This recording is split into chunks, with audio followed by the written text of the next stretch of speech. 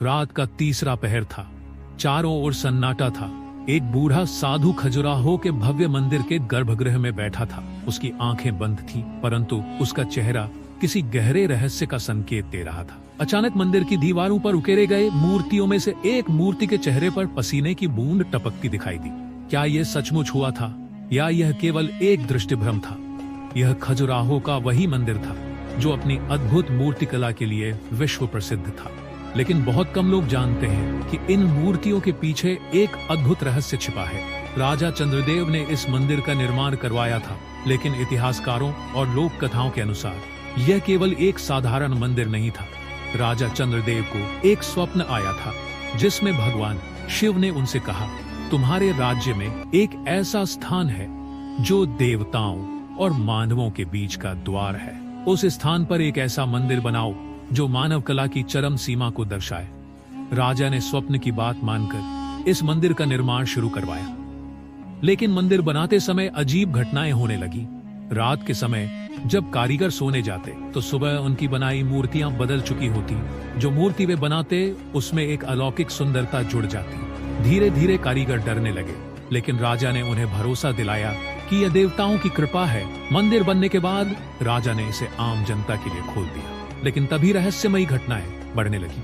मंदिर के अंदर जाते समय कुछ लोग अचानक बेहोश हो जाते और जब होश में आते तो कहते कि उन्होंने एक अलग ही दुनिया देखी।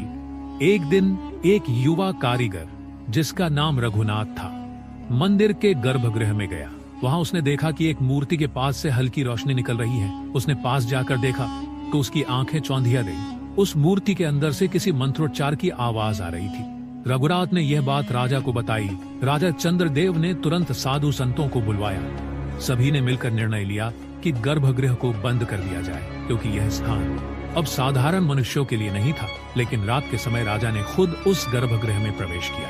अगली सुबह जब सैनिक वहां पहुंचे तो राजा गायब थे, केवल उनकी तलवार और एक पत्र वहां मिला। उस पत्र में लिखा था, मैं उस द्वार से उस लोक में गया हूँ जिसे केवल खजुराहो के इस मंदिर के माध्यम से देखा जा सकता है। सत्य जानने की जिज्ञासा ने मुझे यह कदम उठाने पर मजबूर किया।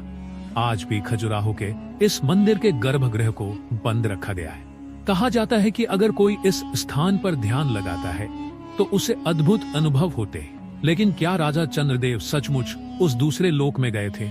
इस रहस्य का उत्तर पाने के लिए अगले पार्ट का इंतजार करें और इस वीडियो पर 100 कमेंट पूरा करो।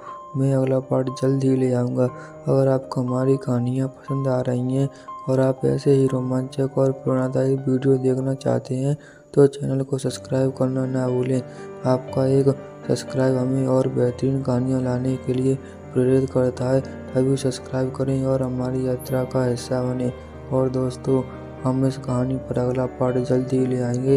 यदि आपने हमें इस वीडियो पर अच्छा प्यार दिया तो।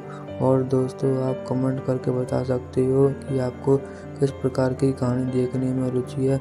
हम आपको वही कहानी लेकर आएंगे।